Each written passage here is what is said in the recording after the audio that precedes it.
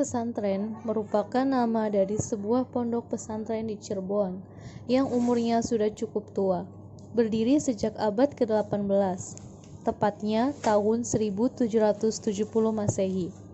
Menurut catatan sejarah, ulama yang mendirikan pesantren ini adalah seorang mufti besar Kesultanan Cirebon yang bernama Kiai Haji Muqoyyim bin Abdul Hadi atau biasa dikenal dengan sebutan Mbah Muqoyyim.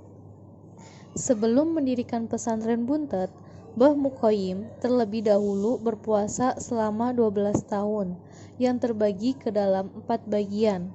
Yang pertama, 3 tahun untuk dirinya sendiri, yang kedua 3 tahun untuk anak dan cucunya, yang ketiga 3 tahun untuk tanah yang akan beliau jadikan pesantren, dan yang terakhir untuk para santrinya.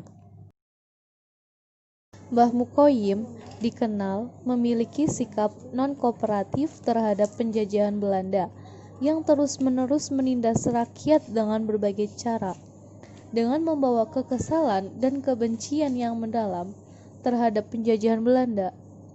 Pada tahun 1770, Mbah Muqoyyim menanggalkan jabatan sebagai mufti besar Kesultanan Cirebon dan pergi ke bagian timur Cirebon Timur Selatan untuk mencari tanah perkampungan yang cocok dengan hati nuraninya.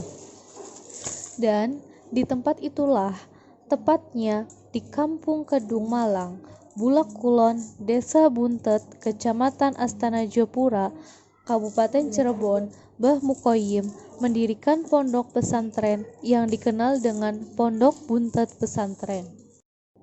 Pada mulanya, Mbah Muqoyyim hanya membangun sebuah rumah yang sangat sederhana, disertai dengan langgar atau dikenal dengan musola dan beberapa bilik. Kemudian, beliau menggelar pengajian di masyarakat sekitar. Kegiatan ini ternyata banyak yang mengetahui.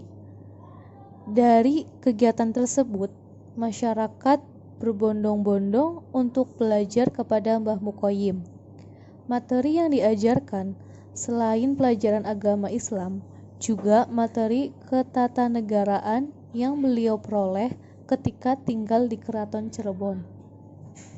Melihat luasnya keilmuan beliau dan dikenal sebagai orang keraton, serta tauladan yang beliau tunjukkan kepada masyarakat, membuat pesantren beliau didatangi banyak murid.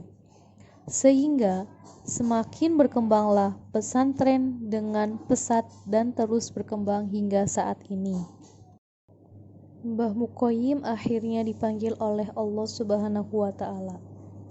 Beliau dimakamkan di salah satu tempat petilasannya, yaitu di Kampung Tuk Sindang Laut, berdekatan dengan makam Kiai Ardi Sela, teman seperjuangannya. Mbah Muqoyyim meninggalkan Buntet pesantren untuk selamanya. Beliau telah menanamkan kepada putra-putranya dan kepada para santrinya untuk terus-menerus memperjuangkan Islam dengan membangun pondok pesantren agar tetap maju dan berkembang. Seluruh kehidupannya dipersembahkan untuk agama Islam, bangsa Indonesia, dan masyarakat. Dan ketika beliau meninggal dunia, beliau telah menanam dan mendirikan pondasi untuk terus membela agama Islam, bangsa Indonesia, dan masyarakat, yaitu dengan mendirikan Pondok Buntet Pesantren.